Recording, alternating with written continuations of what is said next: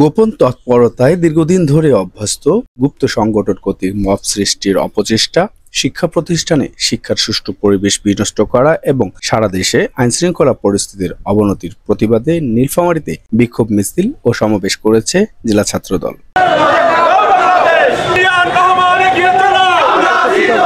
আজ সোমবার বেলা 12টার দিকে বাংলাদেশ জাতীয়তাবাদী ছাত্রদল নীলফামারী জেলা শাখার উদ্যোগে জেলা বিএনপি কার্যালয়ের সামনে থেকে একটি বিক্ষোভ মিছিল বের হয়। এতে নেতৃত্ব দেন জেলা ছাত্রদলের সভাপতি মারুফ পারভেজ প্রিন্স। নীলফামারী সরকারি কলেজ, পৌর ও সদর উপজেলা শাখা সহ সকল ইউনিটের নেতাকর্মীদের অংশগ্রহণের মাধ্যমে বিক্ষোভ মিছিলটি শহরের বিভিন্ন সড়ক প্রদক্ষিণ করে। পরে দলীয় কার্যালয়ের সামনে অনুষ্ঠিত হয় প্রতিবাদ সমাবেশ।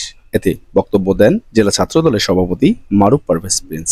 কিছু কুলঙ্গারের জন্য যারা 5 তারিখের পরে বিএনপি দেশে বিএনপির ভাবমূর্তি নষ্ট করছে, আমরা তাদের দেশে স্পষ্টভাবে বলতে চাই, দীর্ঘ 17টি বছর আমরা আমাদের জীবনের চেষ্টা জমায় এই বিএনপি করতে গিয়ে, এই ছাত্রদল করতে গিয়ে আমরা নষ্ট করেছি। পরে কিছু সুবিধা দিয়েছে, আমাদের 17 বছরের ত্যাগকে নির্দিষ্ট করে দিবেন, আমরা কিন্তু তাদেরকে ছেড়ে কথা বলবো না।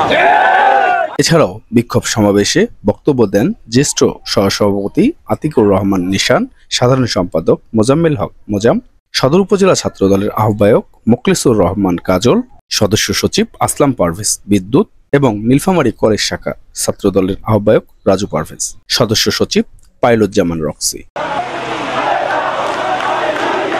রাজীব চৌধুরী রাজু, ভোরের কাগজ, নীলফামারী।